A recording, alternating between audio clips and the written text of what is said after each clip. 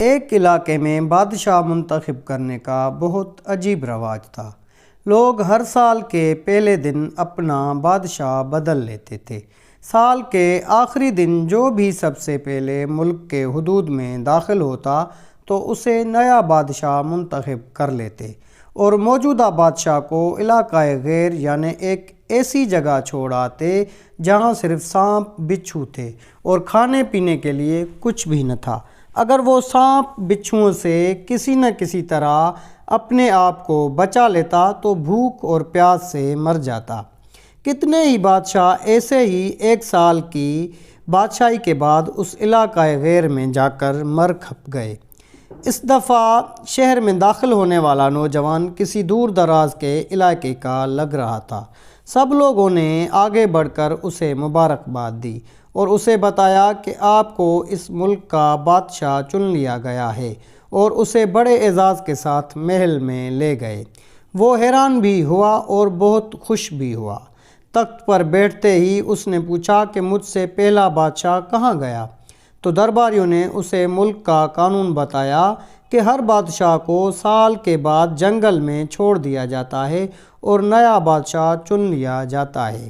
یہ سنتے ہی وہ ایک دفعہ تو پریشان ہوا، لیکن پھر اس نے اپنی عقل کو استعمال کرتے ہوئے کہا کہ مجھے اس جگہ لے کر جاؤ جہاں تم بادشاہ کو چھوڑ کر آتے ہو۔ درباریوں نے سپاہیوں کو ساتھ لیا اور بادشاہ سلامت کو وہ جگہ دکھانے جنگل میں لے گئے۔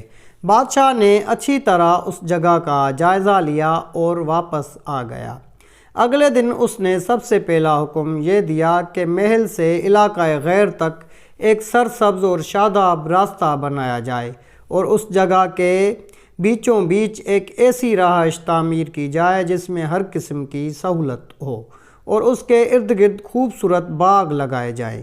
بادشاہ کے حکم پر عمل ہوا اور تعمیر شروع ہو گئی۔ کچھ ہی عرصے میں سڑک اور محل وغیرہ بن کر تیار ہو گئے۔ ایک سال کے پورے ہوتے ہی بادشاہ نے درباریوں سے کہا کہ اپنی رسم پوری کرو اور مجھے وہاں چھوڑ آؤ جہاں مجھ سے پہلے بادشاہوں کو چھوڑ آتے تھے۔